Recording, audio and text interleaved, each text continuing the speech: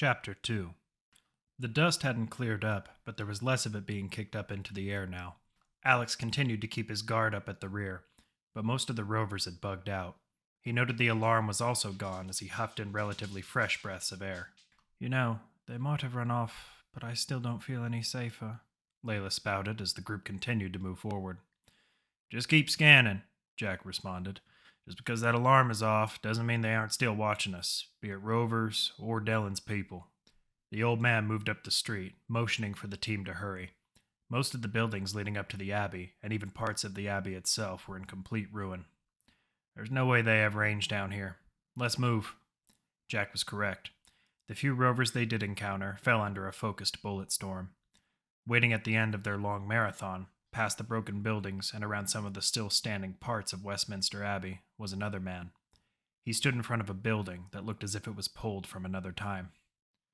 "That road is hell," the man called out in a deep voice.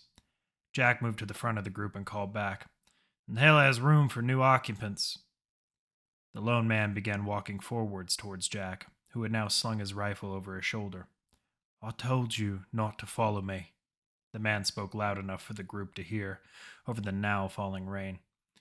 "And I told you our mission wasn't over," Jack responded at the same octave. "Is that why you're here? You found your new group? 10 years of retirement, now you think you're ready to kill Morrison again?" the man asked. "I was there, Dell. You don't need to remind me of what happened. But things are different now. I've had more time. Exactly what I needed before." "You're a rotten son of a bitch, Jack, you know that? You forced us to deploy when you knew we were fucked. You wanted to stop Blood Boy, and what happened? You made it worse. You pushed me away from leading my own squad and got those poor bastards all killed. You pushed a kid into service and broke him because he was willing to follow you to the end. Your plan got Eric offed, leaving his daughter fuck only knows where." "Right here," Janet called out. "Good to see you, Uncle Dell." Dellen cocked his head to the side and looked past Jack. His eyes widened at first. Janet wondered if he was surprised or if the fog in his glasses kept him from getting a clear look. After a moment, Dellen shook his head. "Your father always hoped you'd never have to pick up a gun. With this bastard around, I doubt you had much of a choice." "Save it. I chose the gun for myself. You and my father can live and die with that," Janet spat. "Like father, like daughter," Jack said with a shrug. Dallin shook his head again. "And who's this yank that looks more inclined to shoot you in the back than listen to us go on about old times?" Dallin pointed towards Alex. "Alexander Velasco. He's in charge of this band. I'm just a retired vet toting around my rifle, sipping booze, telling old stories, and reliving the glory days." "The glory days never ended for you, I'm sure. Getting people killed was your favorite pastime," Dallin said as he moved over to Alex. "This is about more than an old feud, Doctor. I need your help. There are innocent people in New Purgatory who need your help," Alex explained. Dallin stopped just short of Alex to respond. "You don't even know me, boy. And you certainly have no idea who you're working for." "Well, I know Morrison is still killing refugees while we stand here and argue," Jack interjected. "We're going to finish what we started, Dell, and you're going to come along. That pride of yours can't let what happened sit." "You motherfucker." Dellin spun around and pulled both pistols from his hip, aiming them at Jack's chest. "Was I fucking speaking to you?" Jack didn't sweat, but he didn't respond either. Janet had her gun trained on the doctor's head while Otto leaned on his gun and laughed. The doctor leaned in close to his old comrade's face. Jack thought he stank of antiseptic and looked like he hadn't eaten a decent meal in months. Dallin ignored Jack's offensive alcoholic stench. "It's over, Newsom. Take your team and go home. I'm done." Jack let a smile come across his face and reached into his jacket, bringing out his flask. Dellin pressed one of his pistols hard against Jack's chest as the old man took a long sip from the aluminum container. "Ah," Jack said as he wiped his mouth across his sleeve. "No, Doc, I don't think you are." The old men kept their intense stare between each other, but Jack's was more laid back. Alex couldn't see any fear on his face, like he knew the doctor wouldn't fire, no matter what. "I just wanted to be left alone, mate. Still, somehow I knew it was too much to hope you died in a bar somewhere," Dell said. The doctor brought his pistols down and holstered them. He turned back around to face Alex. "You're from there, I assume? New purgatory? It must be worse now than when I left, eh? That kind of survival is better training than any military program. Not many could cut through the rovers with ease, the doctor asked. Both of our homes bred a harsh existence, Layla added. Despite his earlier outburst towards Jack, Dellen turned, a somber look on his face. He had recognized her accent. Poor girl.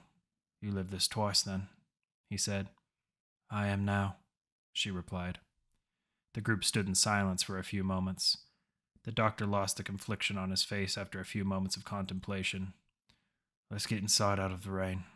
I've done what I could to renovate the old school here. Better to speak in there than be blindsided out here. Just as soon as Dellen had found the team a collective room with beds and chairs, he was off again, rushing towards another surgery. The past few moments had made Alex's head spin. One moment he thought Jack was going to be executed by a deranged man, the next he's being taken in by the same man who could have left him to soak in the cold. Alex's war with Morrison was driving him to all sorts of strange places, but he was happy enough in the moment where he could just breathe and take in his surroundings. Most of the furniture in the room was torn to shreds, from the beds to the couches. Still, they were more comfortable than lying on a concrete slab waiting to be murdered at night. Alex glanced over at Jack. The old man was trying to keep that same smug look on his face while he leaned on the wall nearest the door. His arms were crossed, a universal sign for fuck off, but Alex held no fear of him. What was all that about, old man? Alex asked. Jack turned his gaze over to Alex and gave him a shake of the head. That was me taking a beating for making the worst mistake of my and their lives, Jack responded groggily. Otto and Dale won't be the last to bring it up. And it's their right. Alex left him alone after that, partly because the old man was reaching for his flask again. Layla was looking around the hospital. She wanted to talk to some of the people who weren't hurt, but as she looked at the various rooms filled with refugees, it reminded her of New Purgatory.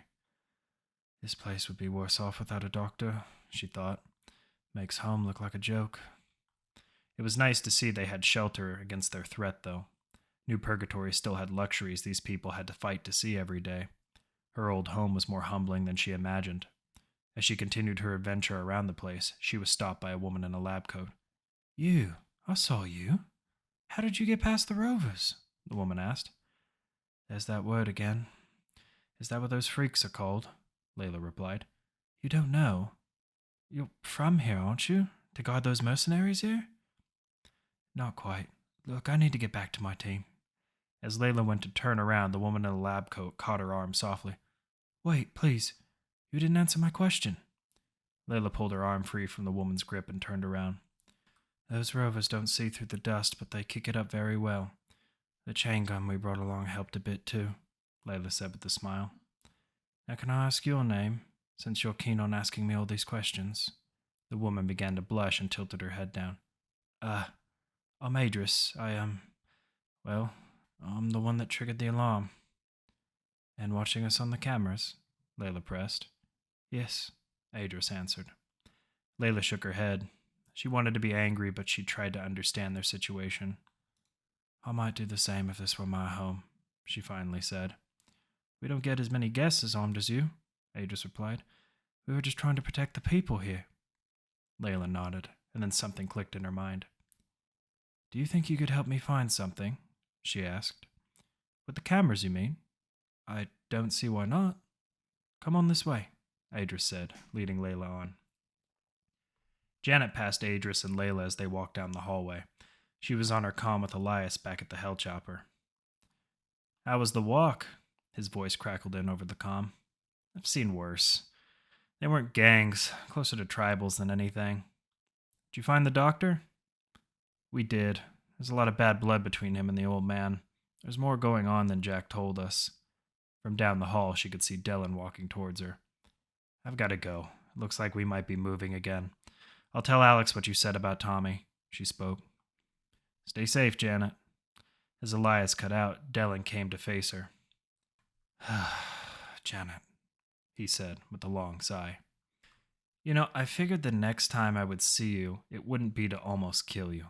Janet spat as she pulled her sunglasses from her face and then hung them over her fatigues. I'm sorry, Janet. I just never expected to see you again. And if I ever did, I wasn't sure what I would say. The doctor crossed his arms. His white lab coat was splattered in drying blood that Janet ignored as if it was paint. I hope you think as well on the fly as you do on an operating table then, Uncle Dell. The old man's pissed off, and the rest of us have no idea how you've turned into this shit. Dellen stared down at the floor. 10 years ago, your father was in the exact same spot, asking me to come along on the exact same mission. You know what I told him? No, I never got a chance to ask him, she replied as she pulled out a cigarette and placed it between her lips. Her words were meant to hurt the doctor, and she was succeeding. Dellen tried to divert the conversation. That's a bad habit. Funny, the old man told me the same thing. She lit up the cig with a match she scraped across her boot, then tapped her comm. She was certain Alex would want to hear what the doctor had to say. The younger man emerged from the nearby room and put his back to the wall. Dellen didn't acknowledge him. I told him to tell me when he thought all this would end. After the bombs fell, I thought the world would be free of conflict, or at least slow down to catch its breath. There was so much destruction, so much death. Then I saw the after effects. The fighting never stopped, Dellen explained. That why you came home? Alex asked. In part. It would have been impossible for me to flee to some paradise the bombs missed. Bullshit, Janet remarked. Look around. You're running a hospital in the middle of a fucking dead zone. Finding a hell chopper to escape this place wouldn't have been impossible for you. You don't understand, Dellen replied. It was impossible because I couldn't sleep at night knowing there were people here dying in all the horrible ways you saw on your path here. I knew I could do something about it. That's why I came back. Alex moved from the wall and uncrossed his arms. Then you know exactly how I feel, Doctor. But I can't help people I'm trying to protect without numbers. How long have you worked with him? Dellen asked, turning away to face out to the rainy windows. 3 years, Janet answered. Alex didn't bother answering. 3 years, Dellen said. Well, I'm working on 26, I think. 16 if you don't count the last 10. I see the way your group looks at him. You're just waiting for him to stab you in the back. Guy knows a lot for a hermit doctor in the ass end of a dead zone, Elias chimed in through the comm for all to hear. Knowledge is as fine a weapon as any rifle. The key is exploiting it when it's available, Dellen responded while pressing his hand to his ear. Alex wasn't surprised. The doctor had found a way to break into their communications. Janet, on the other hand, looked like her jaw was about to fall to the floor. I encrypted that channel when I got to Alonso's. There's no way... Yes, I recognize some of your father's handiwork. It's nice to see that you've improved upon it. The doctor crossed his arms as he interrupted her. After so many years of working with Jack, I always have a knife ready, Dellen explained. You didn't think I'd let you in without keeping tabs, did you? That man you have supplying your raids is as ruthless as Morrison himself. He'll stop at nothing to complete his mission, and he won't let you, I, or our dead bodies get in the way of that. Dellen shifted his gaze over to Alex. You know the one difference between those two men, Alex? What is that, Doctor? The body counts they've left behind. Jack will use you. He will push you into fighting his battles like he did me, Eric, Brandon, Sifix, and the rest. If you fail, even once, he won't be afraid to leave you behind for the sake of the fucking mission. As Dellen said that, an explosion knocked the trio from their feet. What the hell was that? Alex shouted as he pulled himself up, only to be knocked down by another explosion. Rovers, Dellen called out. The doctor was fighting to maintain his balance while running for the hallway. Janet, get your gun and get the others and meet me outside. These bastards aren't taking the hospital, Dell, Alex called back, using his rifle to bring himself back to his feet, then helping Janet to hers. Most of the monitors had been rocked off their hinges, but Layla just stared at Adris's body, head half covered by broken glass and a monitor. She felt lucky to have just been crawling in as the explosion hit. She brought a hand up to brush her hair away from her ear and hit her comm. Tell me somebody is alive. Copy that, Layla. Where are you? Alex's voice crackled in. Dellen's control room, she responded. Is Adris with you? That was Dellen's voice. I'm sorry, Dellen. The explosion... Layla didn't finish. The doctor did not respond, and the comm traffic went totally silent. After a few moments, Janet appeared near the doorway and helped Layla up. "You all right?"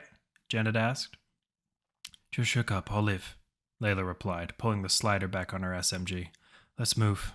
The duo hurried down the hall, squeezing past refugees who were heading for what Layla assumed was the rear of the building. They walked over and past various bodies that were piling up, trying to keep their footing when Otto came in over the comm. "Hey kids, we can't keep these assholes away ourselves." When Janet and Layla reached the team, they saw that the entrance was completely blown away by whatever explosives the rovers had scavenged. Otto and Jack were reared up behind some of the walling that was not knocked down, while Alex was across the blast area on another wall.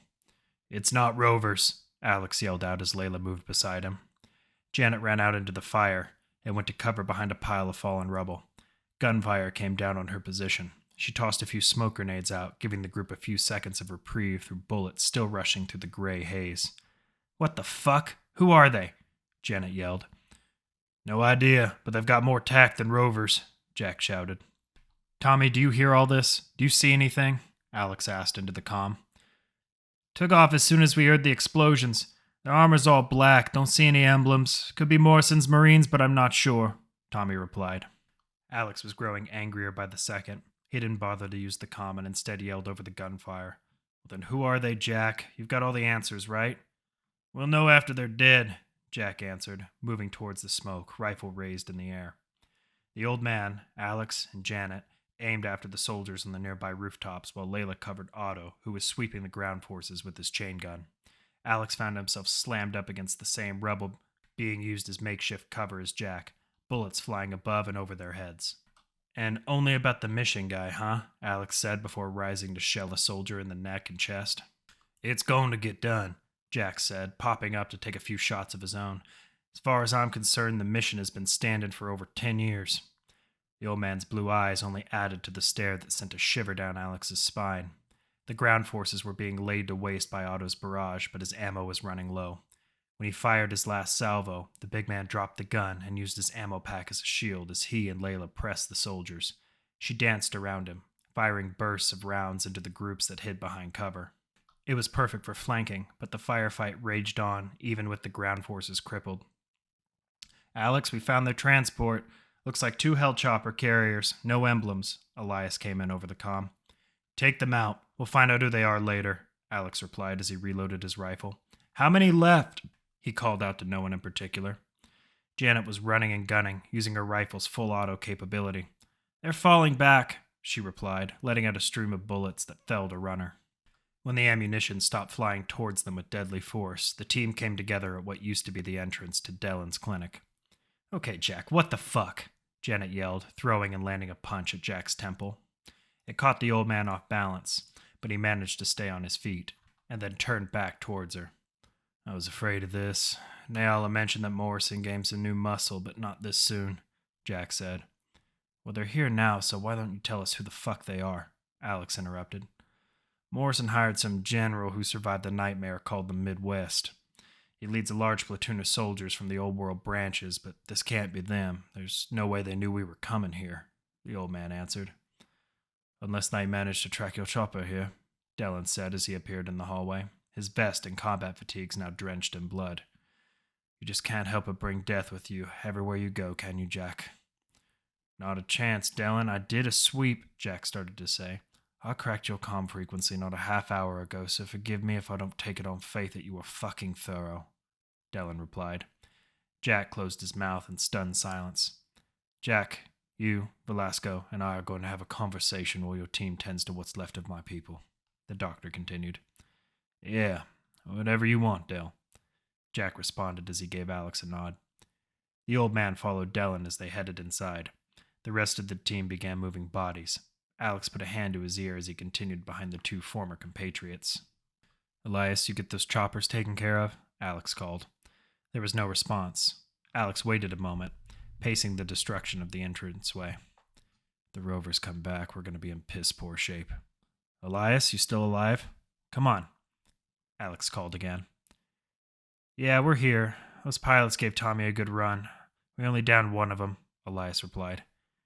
"Shit, I didn't hear anything go over us," Alex said. Last one probably broke Sky out of here. They weren't raining around for their ground troops either. At least we bought ourselves some time.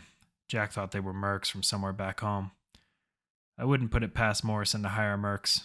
Tommy and I will check the crash site and their bodies. And Tyler? Alex asked. He's doing better. Still pulling from that flask, though. Got it. Look, when you guys are finished scavenging the wreckage, bring the chopper down here. Give you a chance to stretch your legs. Understood, Alex. Alex let out a sigh as he looked at the smoke and bodies. Dell has a point. Fighting never stops. The mission was only a partial success, sir. The doctor's building is no longer secure against the local population. It was at the cost of Kilo, Theta, and Chopper 8, said a woman at the Hell Chopper controls. They all knew the risks when they took Morrison's money, replied General Autonally over the chopper's visual communicator. Bring Chopper 4 back to the staging area. We're not finished here yet. Understood, sir, the pilot replied. Good. Did Ezra happen to make it through? Autonally asked. A small-framed man stepped from behind the pilot's chair and removed his helmet. He revealed his neck-length black hair and short, scraggly beard that connected to his sideburns. You paid for top grade, you get top grade, Ezra said, his accent Israeli. If you were top grade, the Crusaders would be dead, and my men would still be alive, you vainglorious kike. Get the job done. Out. The communication line went out, and the general's face disappeared. All Ezra could do was laugh. My father told me Americans had issues with race, he said, chuckling. Well, maybe you would too if a bunch of foreign fucks turned your home into glass, the pilot responded, never looking up from the controls. And the song's about freedom and justice for all? Ezra commented. Apply only to citizens born of my home. Immigrants like you have always been a plague, she spat back. I am no immigrant. Ezra lifted his makeshift scatter pistol to the back of the pilot's head. The blast from his hand cannon splattered blood and brain matter across the Hell Chopper's control board. I am a bounty hunter, he finished. Ezra pushed her corpse off the chair and assumed control of the flying fortress. He ran a gloved hand across the main screen and wiped the blood on the fallen pilot's jumpsuit, and that brought the bird back upright as he continued towards his original destination. The autopilot would complete most of the work for him, but there was a matter of engaging it. The previous pilot hadn't bothered Ezra, despite her attitude, but he wanted to access Autonally's dossiers without having to ask for permission every 2 minutes. The home screen turned from a shimmering blue to a flamboyant red as the autopilot took control. Ezra began pulling through the dossiers until he found the Crusader file. Before the firefight, he had assumed this band he'd been hired all the way from Jerusalem to find was a heavily armed but talentless group of militants. His outing with some of Autonally's best had shot that assumption apart. Ezra cycled through the lists until he found the first man he cared enough to learn by name. The same man he planned to kill first when the next opportunity arose, the chain gun operator. Prisoner 0110, he said to himself as he read the first few lines of text. You've moved up the list. We need to get my people out of here. The area is compromised to rovers and whatever else is out there, Dellin spat. If we move your people, will you help us? Alex asked. You want my help, Dellin replied. If it wasn't for your team, my people wouldn't have to be moved. You're not going to turn us down, Dellin. They needed to be moved in the first place. Your hospital might have been founded on good intentions, but you can't care for all these people, especially not this close to Victoria Street, Jack replied. Alex wasn't sure they held all the cards like the old man had said, but the worn look on Dellin's face illustrated how persuasive, or harsh, Jack could be. When it's done, you leave me alone for good.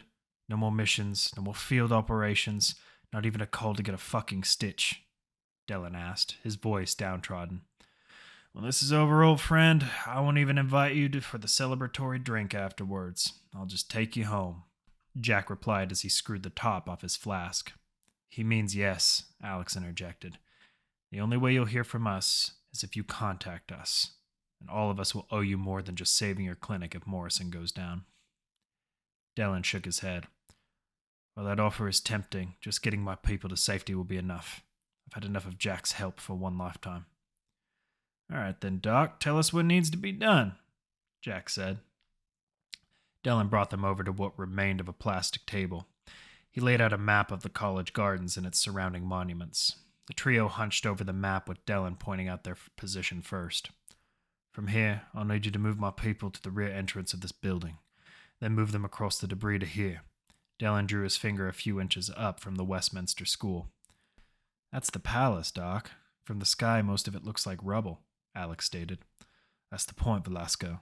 It's a better spot to hide than a standing building, the doctor replied. It wouldn't be standing at all if we hadn't landed, Elias said as he entered the room, giving Alex a slap on the back and Jack a stern nod. Tyler swept the foundations and found more explosives. Whoever these guys are want us dead in the worst way, Eli continued. Who's this? Dellen asked. Elias Lehner, Alex stated. Elias extended his hand toward the doctor, who promptly shook it. He's my second, Alex said. I understand. I'm surprised I didn't pick the explosives up, Dellen said, surprised. Tyler is better than your average pipe bomber. If they really are Morrison's men, there's no reason to think they won't use every cheap tactic to their advantage, Elias explained. A smart attitude to have, Dellen replied. John Morrison was never afraid to employ terror tactics like bombing a hospital. Once we're gone, I assume they'll do whatever it is they've done to follow us again, though I'm not sure it's as simple as a tracking bug. I've done several sweeps, Dell. Nyala did too, and we... Dellen looked up at Jack, his expression dire, and then brought a palm to his face. So you brought her into this as well, the doctor said after a moment. We can talk about it later. I'm more worried about your refugees. Are we moving them just so they can die later to the Rovers? Or any of the soldiers we've missed? Jack asked. My fellows here are more than equipped to handle the stragglers, Dellen answered. You have other surgeons here? Jack asked.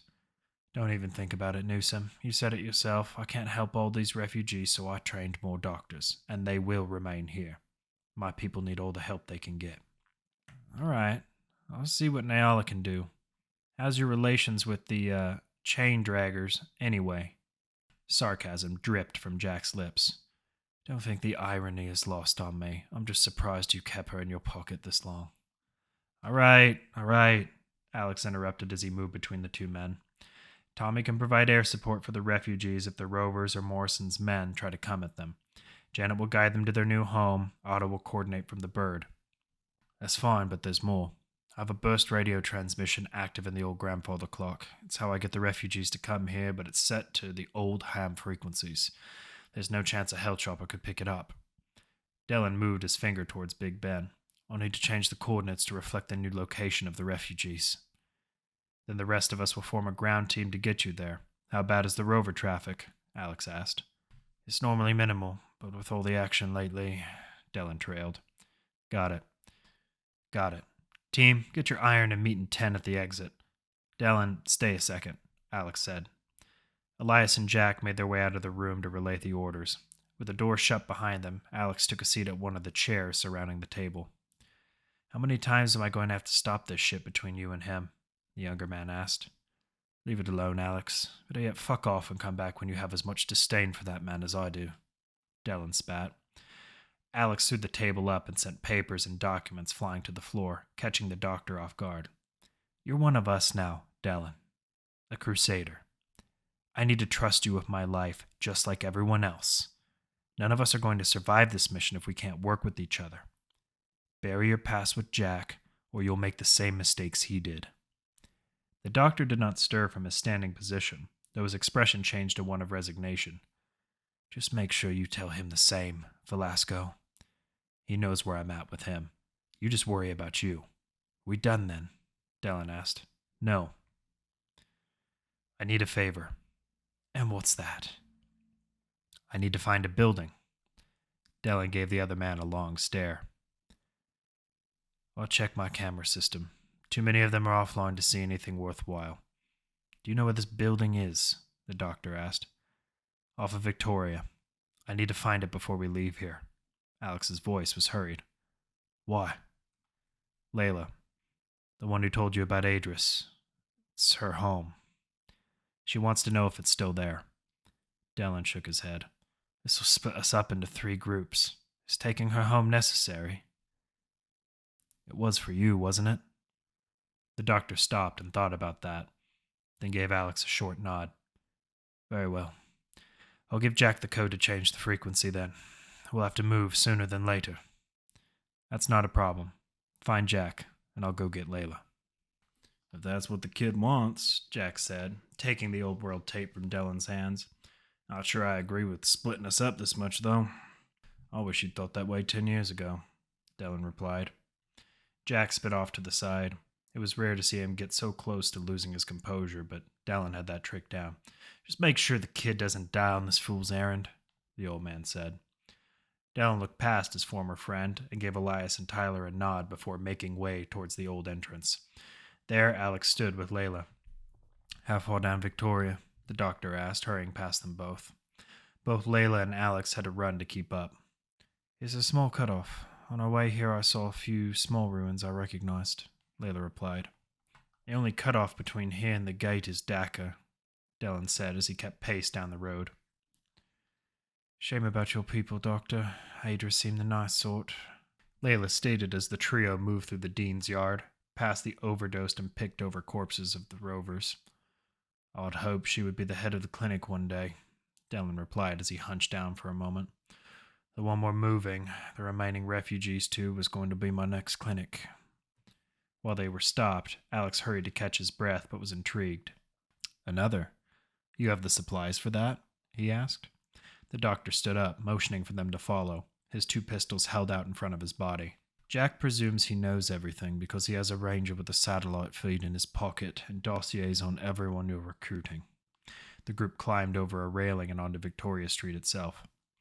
I have enough supplies to open 5 hospitals if I was so inclined. It's a matter of training more surgeons, more doctors, more nurses.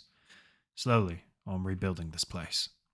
The screams of drug-addled rovers quickly lurching their way towards them stifled the conversation. Alex slung his assault rifle over his shoulder and reached for his sidearm. The weight of the pistol was comfortably heavy as he leveled it even with his shoulders and fired off a succession of shots that hit their mark dead on. To the doctor's credit, he kept a steady forward pace while Alex and Layla dragged on behind, stopping to deal with every rover that came into sight. The Buckingham Gate was visible from a crashed bus Dellen had climbed atop, though when he looked back he saw another swarm of rovers moving toward the trio's rear. Dellen assumed they were moving towards the hospital, but the sound of gunfire and screaming brought them back to Victoria Street. Now would be a good time to run, Dellen said calmly. Alex gave Layla a nod when he heard that over his comm. He lifted his pistol and fired 2 more rounds into a couple of the rushers' heads as Layla spun around, reaching for the grenades on her bandolier. She lobbed them at the feet in front of the rover pack and sprayed a salvo of bullets at them for good measure. The explosion knocked rover bodies into each other and separated limbs, but the main group continued in after the trio in a frenzied pace. Alex, Layla shouted, unloading what was left in her SMG. Alex lifted his pistol again, but as he did, he saw another pack of rovers moving in on them from the side. Elias waved towards Janet as he and his team followed the remaining refugees out the back of the hospital. He could see her speaking with Otto before the bird took off to cover the exodus. Good luck up there, she said into the comm. Yeah, you too, Elias replied, pulling the collar of his deep brown jacket. All right, Jack, you know your way around. How do we get up there? Elias pointed towards the old clock tower whose hands had stopped moving long ago. I might know a way up. Ready to stretch those legs? Jack asked.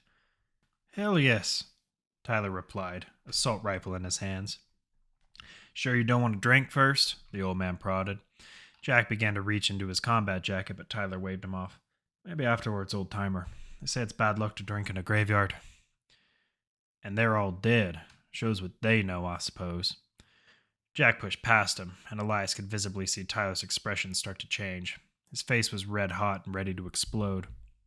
But after a moment, he was grinning. You all right, man? Elias asked as the two began to follow the old man. Just fine. He's doing it on purpose, Ty replied. You're better than his games. Head straight. It's not an issue. It's not an issue, Tyler replied in a harsh tone. Elias gave him a nod and the two jogged up to Jack's position that overlooked the remains of the House of Commons. Centuries of law, order, and expansionism lie under that rubble, kids. This is what everyone in my generation knew would happen, but we kept fooling ourselves into thinking our government had everything under control. Jack let out a sigh after he spoke those words, and watched the exodus of refugees crossing over onto what was left of Abingdon Street. I wish I could recall for before the war, Elias commented. Tyler decided to keep mum.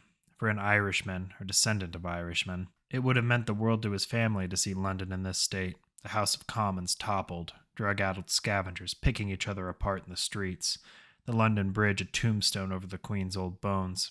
He didn't feel elated or happy. It was pity he felt.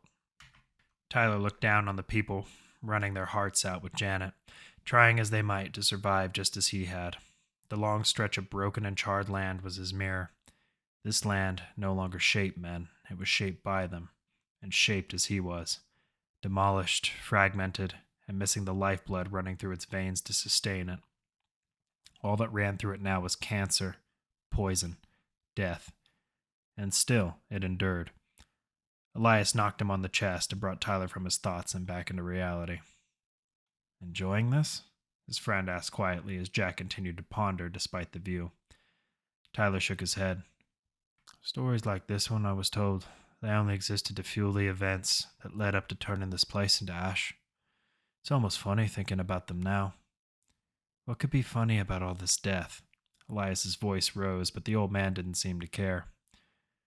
"It's not the death. It's how meaningless all those stories are now. Van and I would get drunk and go off on dead politicians we'd never known, curse the English for crimes we never felt the repercussions of. That's all we knew, all our family knew. That was how they raised us. Then the world blew itself apart." It was then that Elias began to understand how far his friend had fallen, not just because of the loss of his brother, but the loss of his identity in the face of all this destruction. "The Abbey," Jack said, interrupting Elias's thoughts. "We'll take the Abbey. The doctor might have just helped us again." "Rovers are giving me shit, Otto," Janet yelled into her comm and ducking behind a fallen building column in the road. "We're pulling around now. There we go," the convict called back from the bird. The wail of Otto's chain gun signaled to Janet to get back up and continue her onslaught. On most of her outings, Janet would keep track of her kills. During the prison break, she had counted at least 20 Marines, save those that were killed by her stinger grenades. Here against the Rovers, however, she did not. It seemed unfair to count the heads of people who were already dead. These people had given their life over in favor of the inebriation of vice, and in that way, she felt they were no longer alive. Otto was efficient with his heavy weapon. The Rovers that attempted a rear assault through what was left of Dellen's clinic were cut down every time they tried to advance. When Janet looked down at them from her scope, she could see ground meat and extremities splayed away from their hull. She favored a glance towards the front of the refugee pack as they continued their frantic pace for the palace. The lack of screaming and blood meant they hadn't run up against another rover pack. "Do another flyby of the palace. If they're trying to ambush us, we'll be ready," Janet called out. "You got it, Ice," Tommy replied over the comm. "Call me that again and I'll tie you to the landing gear, greaseball." Janet lowered her rifle and fired off another bullet into one of the twitching corpses that Otto hadn't finished off. More innocents ran past her. Some wore disgust on their faces, perhaps of her, or maybe because they were being hunted. Others were too scared to stop and think. Janet found herself liking those people a lot more. There was no point in being disgusted about death or killing anymore. Not in this world. And while she didn't want to embrace it, she knew it could have just as easily been her running as a scared refugee or a screaming rover, be it here or back home. People were still vain enough to complain about the circumstances revolving around their life. Janet preferred to live in the moment. "No more rovers," Otto's voice came in over the comm. "They're probably falling back to the clinic." "Not good for Uncle DJ and the kids, though," Janet responded. "Alex is tougher than he looks." Janet almost replied, but decided to leave it. The pride she thought she heard in Otto's voice wasn't worth ruining. She jogged up the street to catch the tail end of the refugees. "You're not gonna like this, Ice," Tommy's voice echoed in her ear. "I'm gonna put a fucking bullet in you, Gambiani." "I'm looking forward to it, sweetheart, but right now I've got 3 hell choppers on radar making a beeline towards the hospital. They could spot the doc." She thought for a moment as Tommy's voice trailed off, then remembered that Jack's team would have elevation. "Jack, there's a problem," Janet yelled into the comm, keeping her eyes to the sky. "Yeah, I happened to catch all that. The boys and I are pinned down in the Abbey by rovers with guns." One bird is breaking off south, Tommy interrupted. Janet watched as the last of the refugees ran inside the rear entrance to Dellen's shelter, underneath the rubble of the palace. Instead of joining them, Janet closed the door behind them, leaving herself exposed. I don't suppose you feel like picking me up? She asked. Tommy didn't respond. A grim smile went across her face as she began to pick up her feet. For now, she'd live in the moment and rush the hell choppers. But if she survived, Tommy was dead. What the hell are you doing? Otto yelled, slamming open the cockpit door. He wanted to rip Tommy from his chair, but the pilot was as calm as ever. Look at the radar. 2 of those choppers are heading right for us. Otto ignored him. We need to get to Janet. Put the bird down. Tommy turned in his chair. She's running towards the hospital. Tommy turned in his chair. She's running towards the hospital. If we don't bring those birds down, she's dead. So go play hero on your meat grinder and get the hell out of my cockpit. The convict wanted to grab the pilot by the neck and smash his head into the glass canopy, but instead turned his back without another word. Otto could appreciate Tommy's knowledge of the situation, and even his calm demeanor, but not what it could mean for the life of his friend. Janet, you still alive? The convict said into his calm. I'm killing that bastard, Uncle O. He's saving your ass. We're landing ahead of you.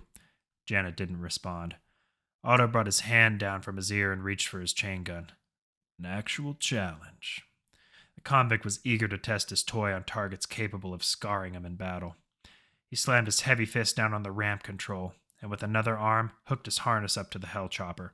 Then he tightened it around his body. Frigid wind rushed by him and stung his face. Otto gave the rope a good tug to make sure it was secure. They're roping down ground troops from the sky. Tommy came in over the comm. Good, Otto yelled against the wind. Turn her around. You see the guns on those birds? Do it, or I'll bring this one down too, Otto yelled. His patience was running thin with Tommy. Fuck. My bird gets scratched. You're buffing it out. You got that? Otto flicked off his communicator and brought his gun up to bear with the enemy choppers. He wished he could see the surprise on the other pilots' faces, had they not been covered by black helmets. The gun began spinning, and rounds began to crash into the protective glass of their canopies. One of the pilots had the presence of mind to duck, but it mattered little. The other pilot was slumped over his controls, and his bird rolled left, smashing into the other hell chopper, sending twisting metal crashing to the ground in a fiery mass. Now put her down, Otto yelled, turning his comm back on. What? You didn't kill him? There's still guys on the ground. Tommy yelled back. I'll do it myself, you son of a bitch, the convict said under his breath. Otto let the lock loose on his rope and jumped from the ramp, then locked it in hard a few seconds after freefall. He could feel himself dip slightly a moment after stopping, and he still had plenty of rope left. The convict looked up at the chopper, and Tommy began to lower the bird. As he did, Otto slowly let out more rope until his feet touched the ground. He quickly undid his harness and gave the rope a tug, pretending Tommy would feel the bird rock. Still alive, kid? Otto called out, running towards the hospital, chain gun hefted over his shoulder. Janet's voice came in only after he reached the hospital's rear entrance. Almost there. Her breathing was heavy. If you stay alive, I might be able to show you a thing or two. Otto let out a laugh in his comm as he entered the hospital. He stepped carefully over the bodies of the refugees left in the flight to Dellen's new base. Some had fresh bullets in them. Some of these people get left behind? He asked as he turned down another lifeless, blood-stained hallway. Not everyone could run. We did what we had to, Janet replied short. The convict brought his gun up to bear and let it spin up. He fired a few rounds down the hallway, but there was no immediate response. He continued down the halls, checking his corners as he went by each subroom. It wasn't until he reached the end of the hall that he saw the tail end of the unmarked squad. Otto noticed they were about to turn around another corner, and he fired his weapon. He caught one of the soldiers in the neck and back. His squad mate returned fire, but Otto continued firing as the bullets seemed to fly past him. I'm right here, he yelled out towards the Marines who were trying to push towards him. The chain gun sent rounds tearing through Marine armor. Blood splattered against the walls. The Marines had no other way to engage, and with Otto at full ammo capacity, they were pinned. That didn't stop them from lobbing grenades. Otto chucked his gun to the ground and rolled, narrowly evading the 2 quick blasts that tore the chain gun and nearby walls to hell. He reached for the blade attached to his boot and pulled himself up. The large man waited on the wall for a moment.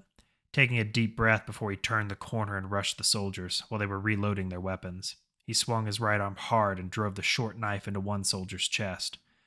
Two more came at him with the stock of their rifles.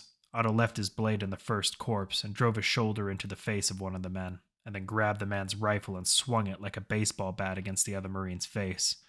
Otto could still hear footsteps, but it sounded like they were running in the opposite direction. The convict favored a glance down at the rifle. Its stock was creased and stained from the quick smash. The Marine he elbowed was groaning on the floor. Otto turned the gun on the man and pulled the trigger, but nothing fired.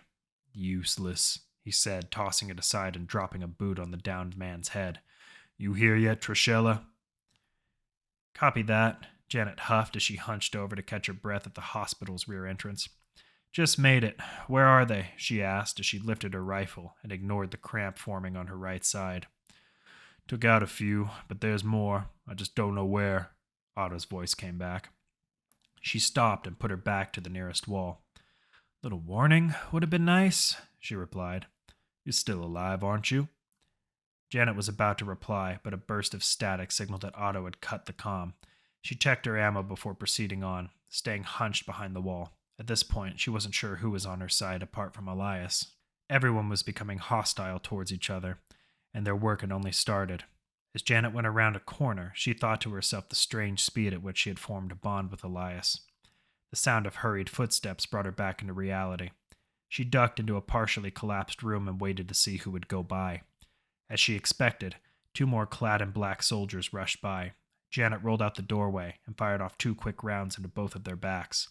She kept her rifle on them until she was sure neither soldier would get up. Heavy footsteps behind her let her know that Otto had already caught up to her. "Enjoy the jog?" he asked gruffly. "Don't be mad because I finished them off and you didn't," she said sarcastically. "Why are there so few of them? Tommy said there were 3 choppers." Otto extended one of his meaty hands to help Janet to her feet. "I guess you missed the barbecue on the way in, then," Otto chuckled. Janet used his arm to get to her feet. "Sure, I saw it. That was only 2 choppers. There's still one more out there." "Sped off. Shit. That one must have seen the dock," Otto stated as he reached down to pick up the ammo magazines on the corpses of the dead soldiers. "We need to get to them," Janet said, though the convict did not stir from his task. Otto placed 2 clips on his belt and handed 2 more to Janet. "Yeah," he said simply. "Owe him that much anyway. Follow the bodies."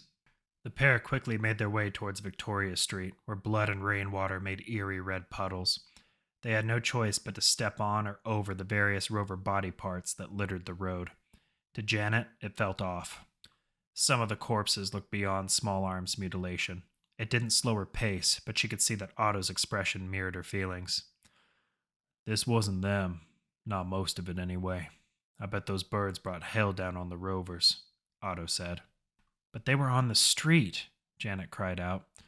"You don't think I know that?" Otto said. "Just pay close attention to the bodies." "You mean remains." Convict ignored her and started inspecting the corpses as they moved down the road. None he saw wore a gray lab coat or Alex's bandolier. Janet ran further down the road, her eyes glued to her feet. Most of the bodies were too disfigured for recognition. Then she looked up towards a nearby cutoff where the bodies trailed. "Look at this," she spoke. Otto ran past her but didn't slow down.